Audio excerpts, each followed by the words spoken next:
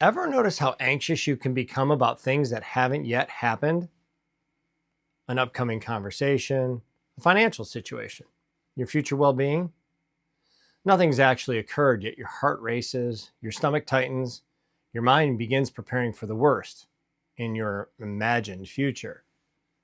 Why? Because the brain reacts to made up experience very much like lived experience. The brain is constantly looking for problems while rehearsing life.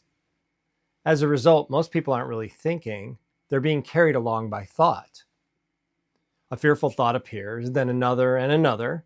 Soon the mind is playing a movie of events that have never happened, and the body responds as if they have. So the interesting question is this: since your mind's always playing something anyway, what is it that you're rehearsing? People spend enormous amounts of time practicing worry, anticipating failure, rejection, disappointment, loss. Day after day, they mentally prepare for the lives they hope never arrive, lives that most likely never will.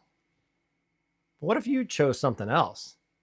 Not fantasy, not denial, not pretending everything will work out, simply considering that things could go differently or better. What if you gave more attention to what is true, possible, good? Those scenarios are just as available to your imagination as fear. You don't get to choose every thought that enters your mind. Thoughts arise. That's what minds do.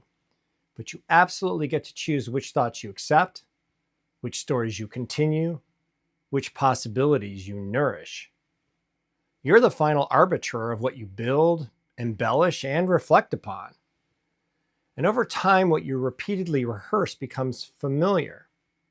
What becomes familiar feels possible, and what feels possible becomes easier to live, even if it's only in the mind, for that's where we spend much of life.